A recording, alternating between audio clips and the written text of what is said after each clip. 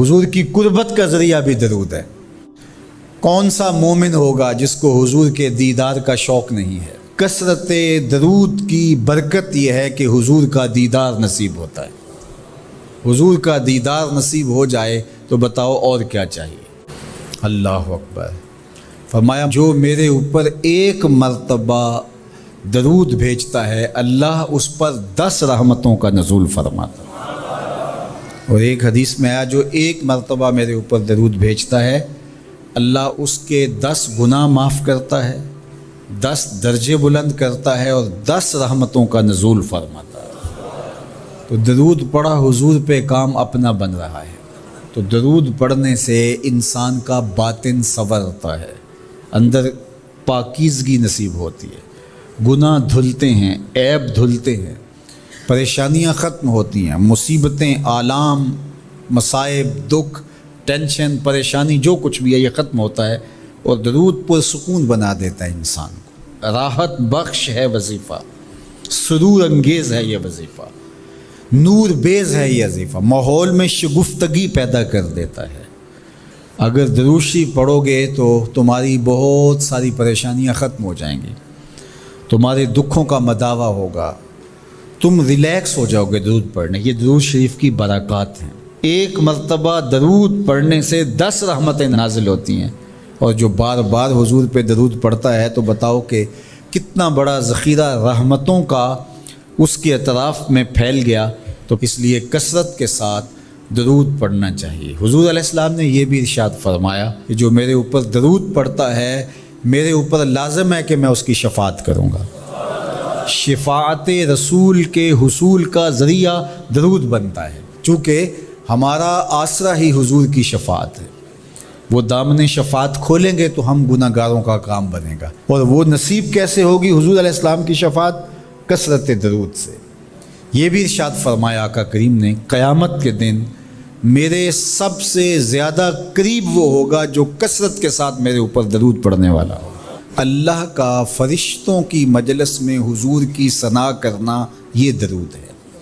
حضور کی مدح فرمانا، محبوب کی شانوں کو بیان فرمانا۔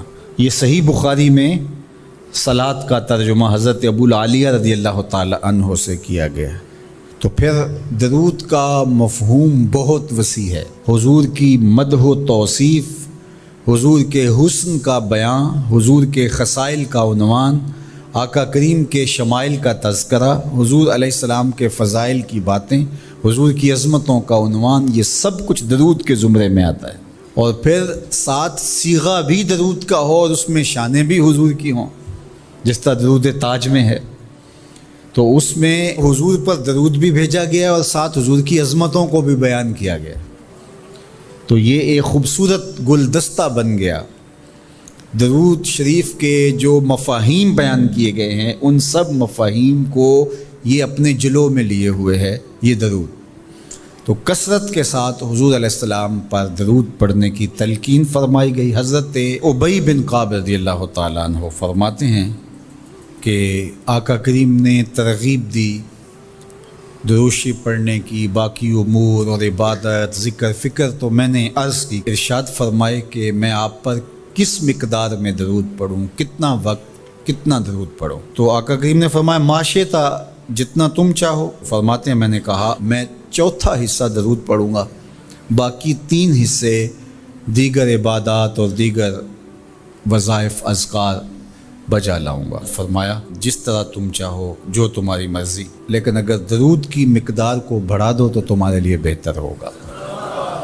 تو میں نے کہا النصف، میں آدھا وقت درود پڑھا کروں گا اور باقی چیزیں باقی آدھے وقت میں کروں گا۔ فرمایا جس طرح تم چاہو، لیکن اگر درود کی مقدار کو بڑھا دو تو تمہارے لیے بہتر ہوگا۔ میں نے کہا کہ حضور میں 2 حصے درود پڑھوں گا اور 1 حصہ باقی وظائف اوراد بجا لاؤں گا۔ فرمایا جیسے تمہارا دل چاہے، لیکن اگر تم درود کی مقدار کو بڑھا دو تو تمہارے لیے بہتر ہوگا۔ فرماتے ہیں میں نے کہا حضور میں پڑھوں گا ہی درود، سارا وقت میں آپ پہ درود ہی پڑھتا رہوں گا۔ فرمایا پھر تمہارے سارے دکھ، تکلیف، اذیتیں، پریشانیاں، اس کے لیے یہ درود کفایت کرے گا اور تمہارے گناہوں کی مغفرت فرما دی جائے گی۔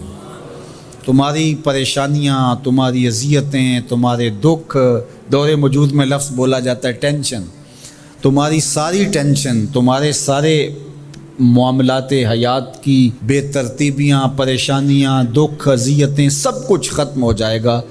درود سب دردوں کا مداوع ہو جائے گا، سب دکھوں کا علاج ہو جائے گا، سب پریشانیوں کا حل ہوگا، سب مصیبتوں کا مداوع بن جائے گا، اور ساتھ ساتھ تمہارے گناہ بھی بخش دیے جائیں گے۔